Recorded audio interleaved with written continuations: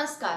तर मी आज सांगणार आहे केसांबद्दल। तर केसामध्ये एकदा जर का आपले उवा झाले, किडे झाले तर ते ना घालवणं खूप जास्त अवघड होतं, कारण हे एखाद दुसरी जरी आली तर ती खूप जास्त लवकर पसरते आणि मग पूर्ण आपल्या केसांची वाट लागते। मग त्याच्यावर आपल्याला थोडेफार उपाय असतात। एक तर तुम्ही केस कमी करू शकता, नाही तुम्ही ही कोणतीही केमिकल ट्रीटमेंट करू शकता। पण बरेचदा असं होतं की केस जर तुम्ही कापले नाहीत आणि कोणतीही ट्रीटमेंट केली तर त्यांना परत येण्याचे चान्सेस खूप जास्त असतात।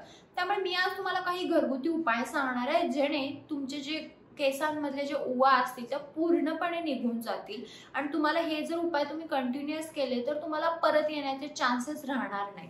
चला तर मग ते उपाय काय आहेत ते बघूया। सगळ्यात पहिला आहे ते म्हणजे तुम्हाला 2 चमचे कडुलिंबाची पावडर घ्यायची आहे आणि तुम्हाला 1 चमचा ॲलोवेराचा जेल। तर हे चांगलं मिक्स करायचं आहे आणि ह्याची थोडीशी अशी पातळ कन्सिस्टन्सी करायची आहे।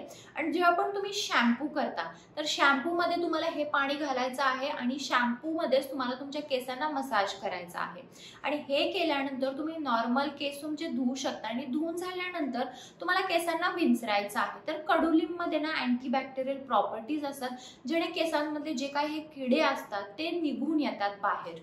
तुम्हाला 5 ते 6 लसूणच्या पाकळ्या घ्यायच्या आहेत आणि तुम्हाला 1 लिंबूचा रस घालायचा आहे आणि त्याला मिक्सरला थोडंसं तुम्हाला त्याला पातळ करायचं आहे। तर हे देखील तुम्हाला तुमच्या शॅम्पू मध्ये मिक्स करायचं आहे। तर ही जी प्रोसेस आहे ही कुणासाठी आहे, जर तुमच्या केसांमध्ये ना लिक्का ज्या असतात त्या जर अशा खूप चिकटलेल्या असतील आणि खूप जादा प्रमाणात तुमच्या केसांमध्ये जर किडे झालेले आहेत तर तुम्ही हे लसूण आणि लिंबूचं पाणी वापरू शकता। तर तुम्हाला सेम शॅम्पू मध्ये हे घालायचं आहे आणि तुमच्या केसावर मसाज करायचा आणि झाल्यानंतर तुम्ही केस विंचरू शकता।